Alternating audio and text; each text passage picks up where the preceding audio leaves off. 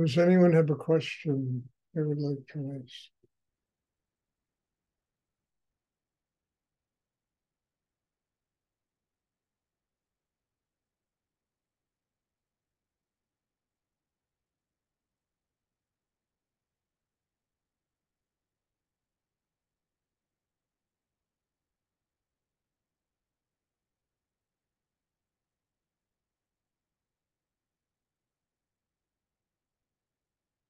I do.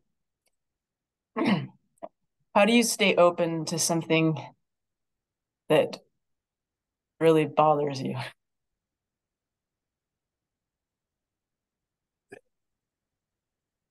Well, look, there's a lot of stuff in life that bothers everybody, and you can't escape it.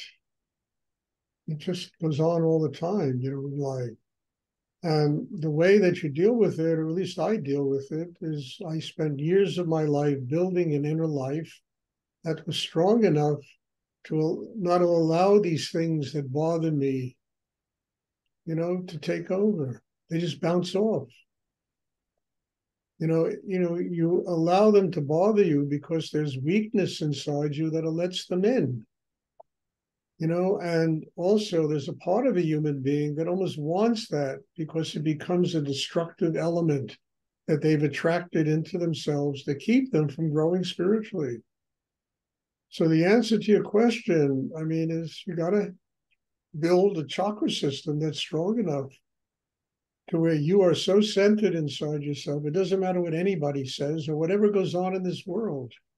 You can live your life, you can keep your heart open, you can love, you can be, compassionate, you can live a life that way. And it doesn't matter what the hell goes on in the world. But it's all dependent on you. It's not dependent on the external world, because that kind of crap is always going to go on in life. There's always going to be something in the world that's going to bother us. And if we don't have that focus of attention in ourselves in a system that's strong enough to just allow it to bounce off of us, the consequences are difficult. We take it inside and it disrupts our energy for sometimes weeks or months at a time. So it's really one of the most essential elements of what I teach, building a system that's strong enough to do what I'm talking about, having patience and understanding that if you don't have that system yet and things bother you that way, you have only one choice. You got to grow in your life. You have to build an inner life that really is strong enough to be able to do your spiritual work, to love the people you love, to take care of the people you love, and live your life without allowing all the bullshit that goes on in the world to come inside and disrupt it. It's not dependent on the world because the objective world is not going to change. It's dependent on, I talk about this a lot. I think it's a really important subject. It's dependent on each and every one of us building an inner life that is strong enough to connect with God, to live with an open heart, with love, with compassion, with kindness, and although even while all this other stuff goes on in the world, people who are close to you are constantly criticizing you. Eventually, when you have the kind of inner strength I'm talking about, they stop criticizing you. They'll only criticize you if they know it can get to you and it will upset you inside. And they have a certain degree of power over you. But if they can't get to you that way, they'll stop it. They'll find somebody else to criticize. So the answer is not in the objective world. The answer is internally, building an inner life that can do what I'm talking about. And if you don't have that kind of inner life yet, don't complain. All right, I have work to do on myself. And people that come around and, do all that nonsense, they're really being sent to you as a reminder that you still have to work on yourself. You haven't arrived yet. So instead of being angry at them, just say thank you and walk away. I still have work to do on me, and you are reminding me of that.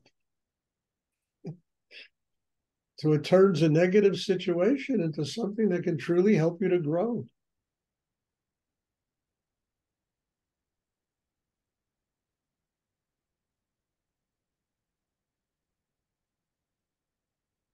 I mean, families are masters at reminding us that we got a lot of work to do on us.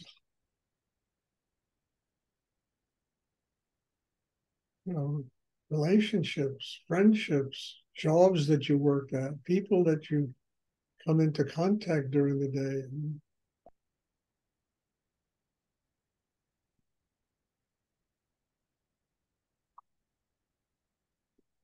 I mean, it's Rudy's metaphor. The oyster takes a piece of irritation and turns it into a pearl.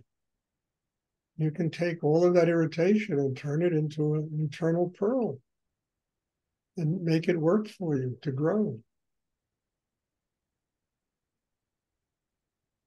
And then instead of being angry at people, you thank you. You know, God has sent you to me for a particular reason.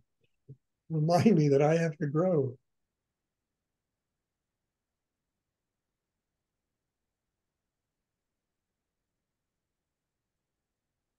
And just to finish this, we learn to live without expectations about how other people are supposed to function and what life is really supposed to be about. Life is what it is. People are what they are. If they want to change, they can work on themselves and change. If they don't want to change and they're satisfied with their egocentric behavior, then that's what they are. And all the lectures in the world are not going to do anything to change them.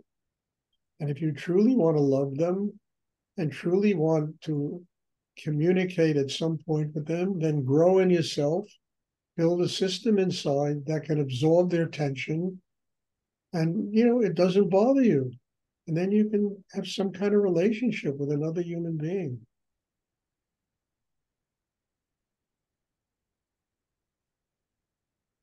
I hope this is clear, because what you asked is a problem that really afflicts the entire human race.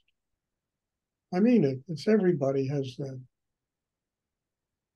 You grow in your life, and there's always somebody that's going to come along to try to tear it apart. Always.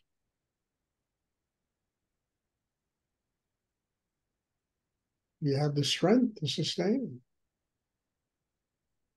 I mean, a person becomes president of a country, has to spend 4 years literally defending themselves from being torn apart by everybody that elected them. It's really a joke.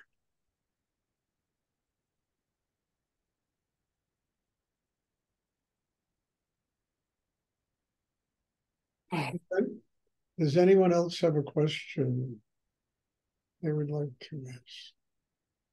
I mean, this is the key to mastering the meditation I teach, what I'm talking about today.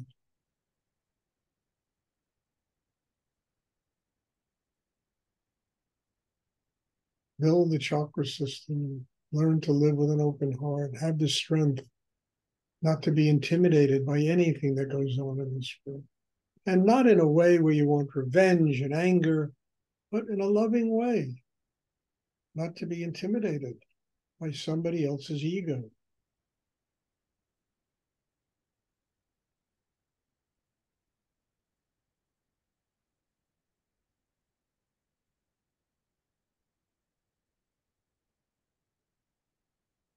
Does anyone else have a question they would like to ask?